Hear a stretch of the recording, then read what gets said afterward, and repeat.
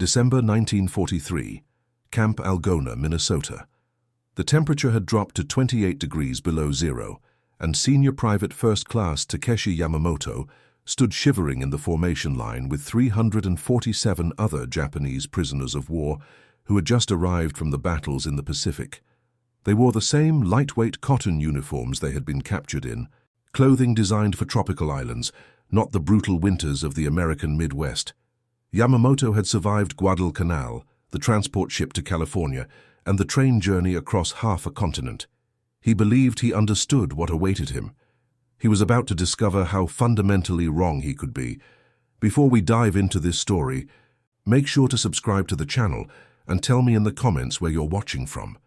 It really helps support the channel. What these men thought would be their final humiliation would instead become the first crack in everything they had been taught to believe about their enemies, about warfare, and about what it meant to be defeated. The wind cut through the formation like a blade as American guards ushered the prisoners toward a large warehouse building. Yamamoto had been a school teacher in Yokohama before the war, educated enough to speak basic English, which made him both valuable and vulnerable among his fellow prisoners. He translated the incomprehensible words of the guards, trying to make sense of orders that seemed to contradict everything he knew about how conquering armies treated captured soldiers. His fingers had gone numb inside his thin gloves, and he could no longer feel his toes inside the canvas shoes that had been adequate in the Solomon Islands, but were utterly insufficient here in the frozen heartland of America. Captain Robert Henderson of the Army Corps oversaw the camp's logistics. At 34 years old, he had never seen combat himself. A childhood injury to his leg had kept him stateside, but he understood supply chains and human needs with mathematical precision. Henderson stood outside the warehouse that morning, watching the prisoners shuffle through the snow in their inadequate clothing, and felt something that surprised him: practical concern rather than hatred. These were defeated enemies, yes, but they were also human beings who would freeze to death if left in summer uniforms during a Minnesota winter.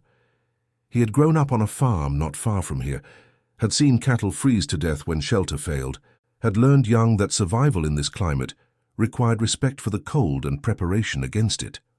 The warehouse doors opened, and Yamamoto led his group inside, expecting a processing area or perhaps an interrogation room. Instead, they found themselves facing rows upon rows of heavy winter coats, dark wool peacoats, lined parkas, thick cotton jackets with fleece collars, hundreds of them, organized by size and type. American soldiers stood beside the racks, gesturing for the prisoners to approach. The warehouse itself was heated, and the sudden warmth after the brutal cold outside made Yamamoto's skin burn with the sensation of blood returning to frozen extremities. Yamamoto froze, but not from the cold this time. His mind struggled to process what he was seeing. This had to be some kind of trap, some elaborate psychological torture he did not yet understand. In the Imperial Japanese Army, captured enemy soldiers were shown contempt, not kindness. Weakness was punished, not accommodated.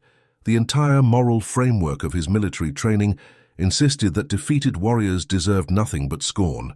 He had been taught that surrender itself was the ultimate dishonor, that these Americans should rightfully despise him and the others for having failed to take their own lives in combat.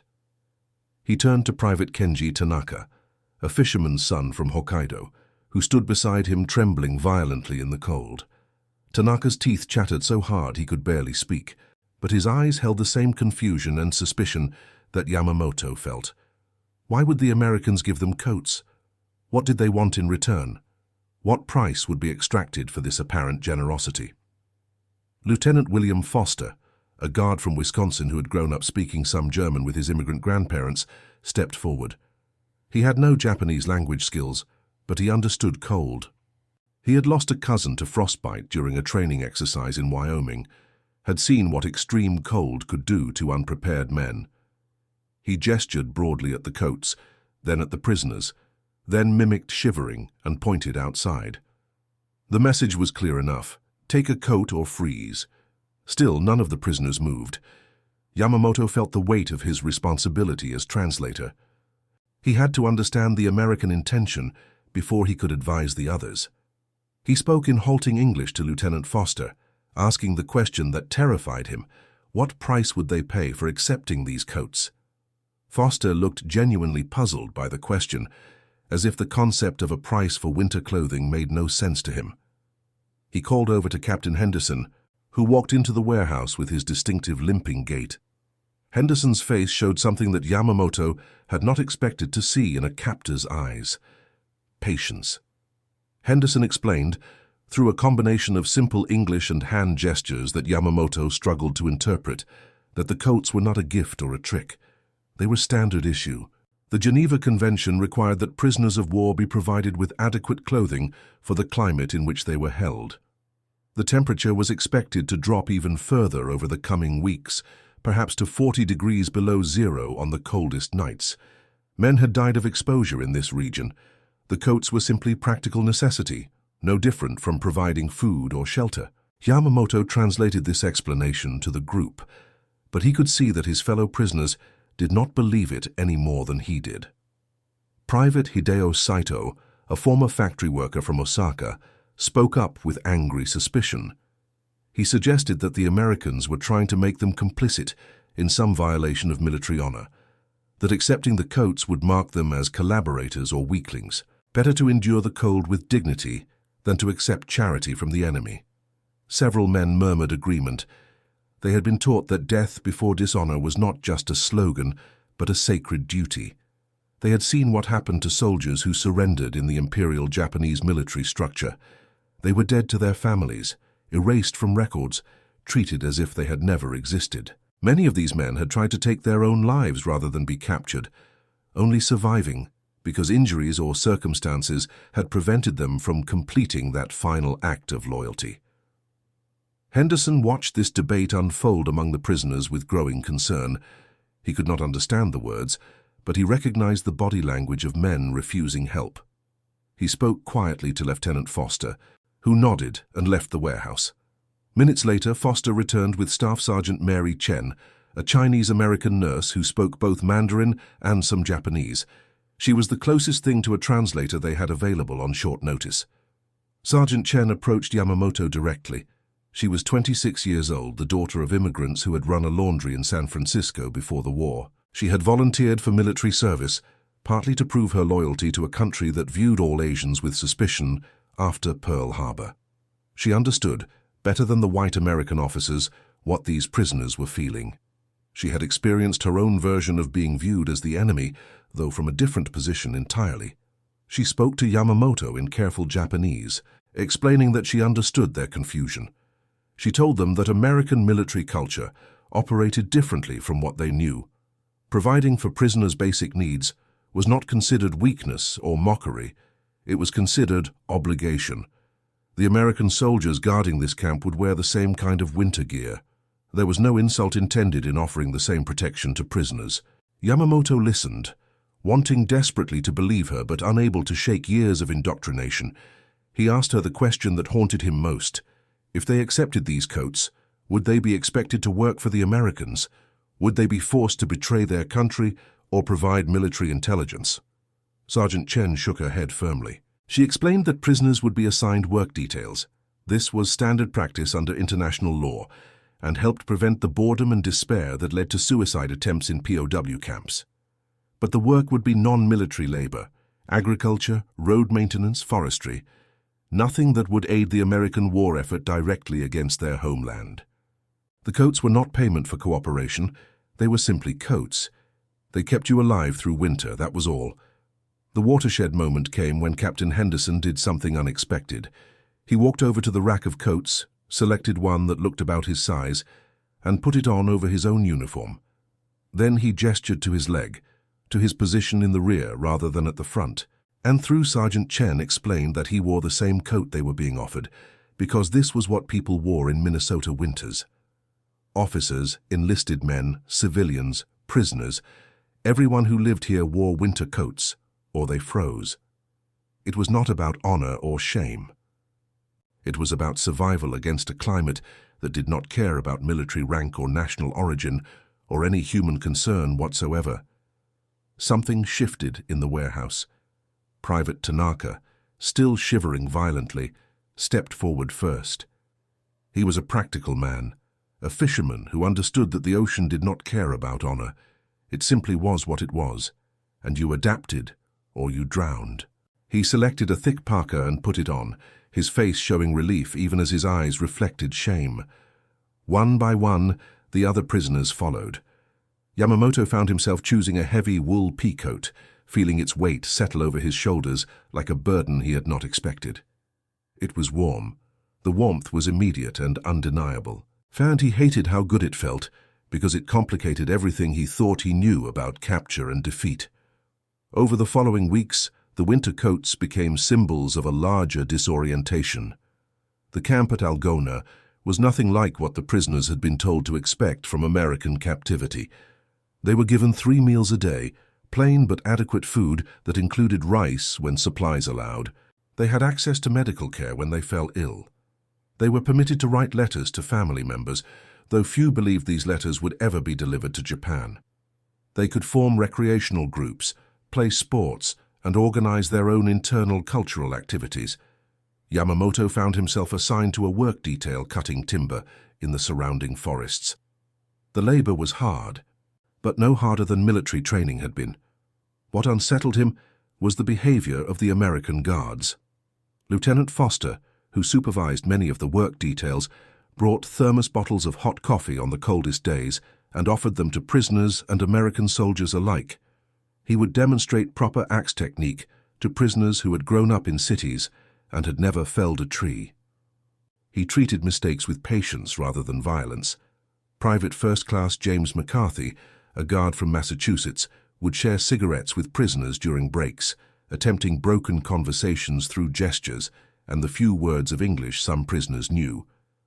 McCarthy showed them photographs of his family, his wife and 2 children back home, and seemed genuinely interested when prisoners shared stories of their own families.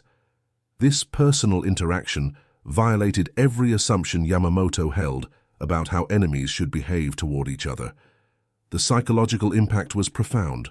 Sergeant Ichiro Matsuda, a veteran of the China campaigns who had been among the most resistant to accepting the winter coats, began to experience what could only be described as a moral crisis. He had participated in operations in Nanjing that he rarely spoke about, but that haunted his sleep. He had been taught that the Chinese were inferior, that harsh treatment was justified, that mercy was weakness. Now he was experiencing mercy from his captors, and it forced him to confront questions he had buried for years. Late one February evening, as snow fell heavily outside the barracks, Matsuda approached Yamamoto. The 2 men had maintained formal distance despite living in close quarters. Matsuda had been a sergeant, and military hierarchy persisted even in captivity. But that night, Matsuda needed to speak to someone who might understand. Through the darkness of the unheated barracks, the Americans provided wood stoves, but fuel was rationed in the evening. Matsuda confessed his confusion. If the Americans could treat defeated enemies with this level of basic decency, what did that say about the way their own military had treated captured Chinese soldiers? What did it say about everything they had done in the name of the empire? Yamamoto had no answer. He was grappling with the same questions himself. The winter coat hanging on his bunk post had become a daily reminder of his cognitive dissonance. It kept him alive through temperatures that dropped to 35 degrees below zero during the worst cold snaps. It represented the fact that his captors valued his survival, despite having every military reason to view him as an enemy. It challenged fundamental assumptions about warfare, about race, about the nature of American culture that had been central to Japanese wartime propaganda. The transformation was not universal or simple. Some prisoners clung to their original beliefs, interpreting American kindness as weakness that would ultimately lead to American defeat. Private Yoshio Nakamura, a zealous nationalist from Tokyo, organized a secret group within the camp that maintained strict military discipline and refused to interact with guards beyond what was absolutely required. They accepted the winter coats because refusal meant death, but they did so with explicit contempt, treating the garments as enemy uniforms they were forced to wear. This internal division created tension within the prisoner population.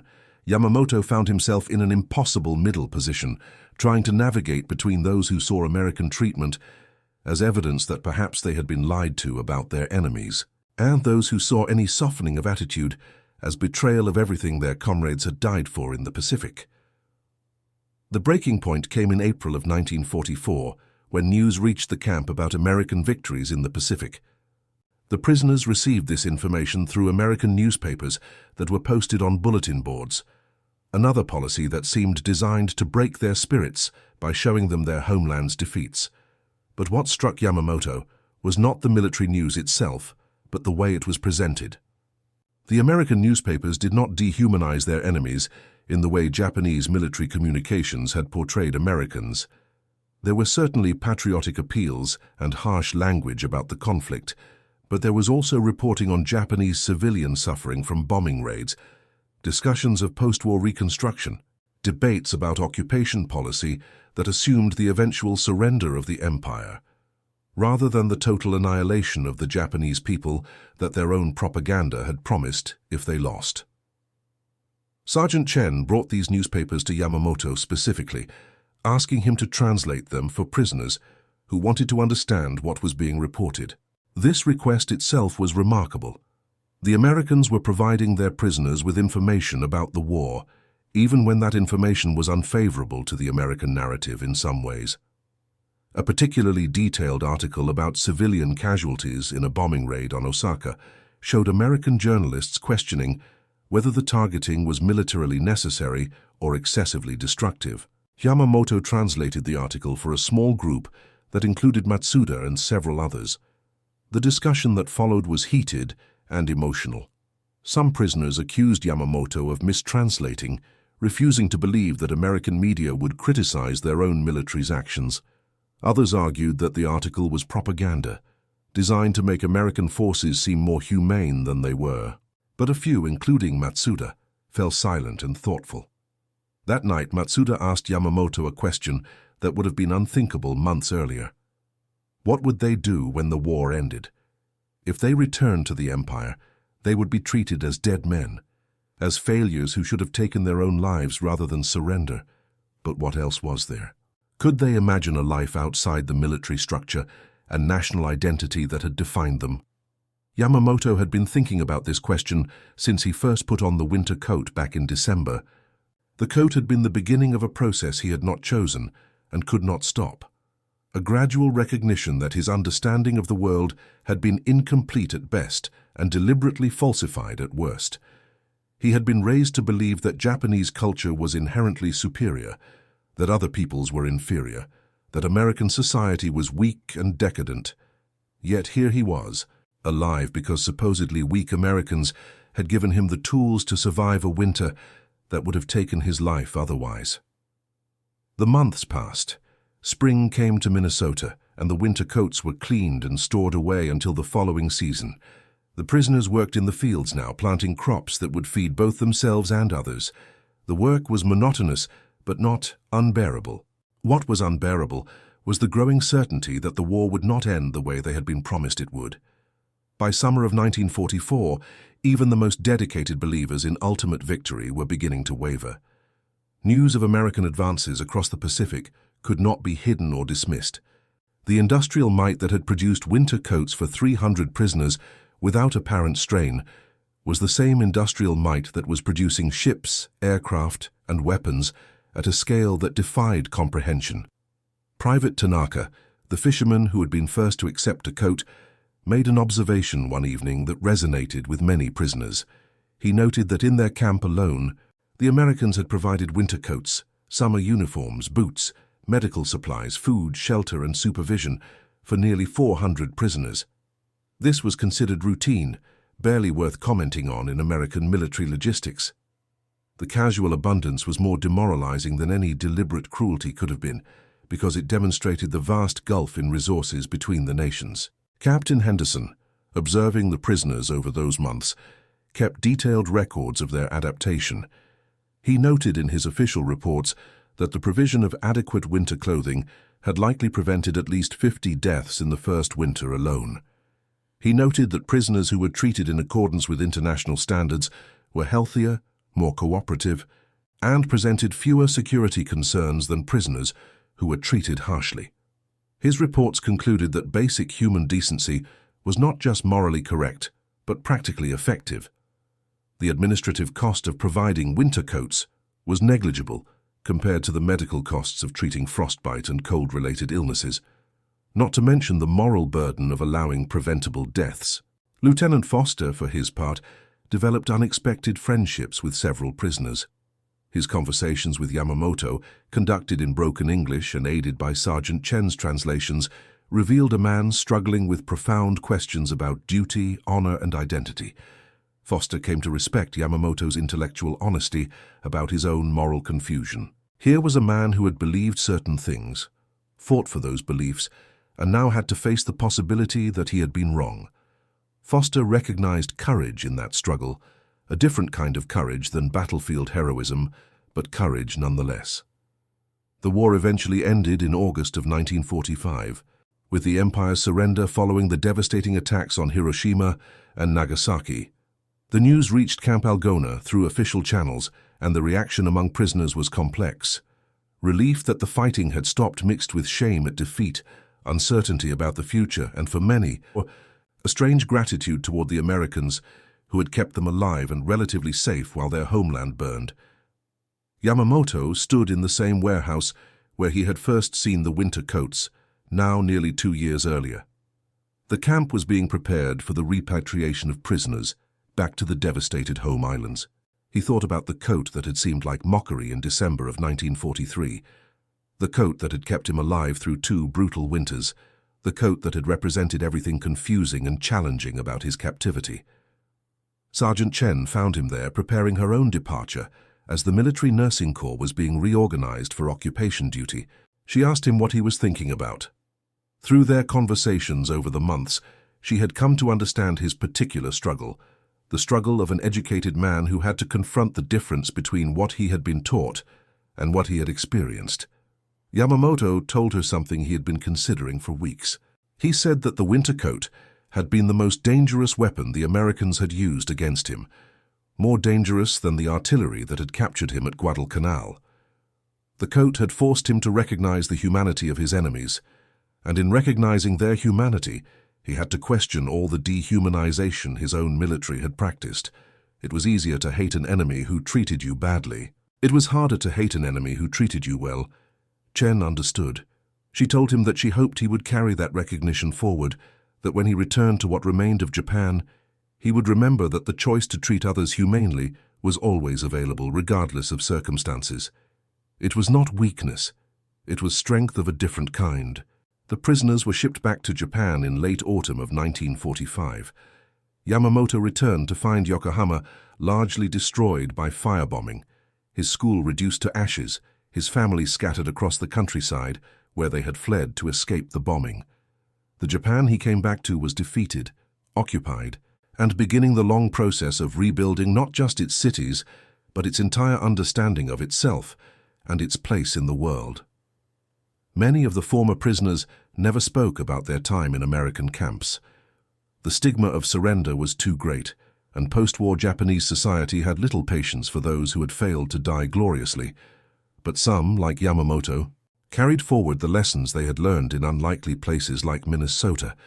He eventually became a teacher again, in a rebuilt school, teaching a new generation of students in a new kind of Japan that was being shaped by occupation and reform.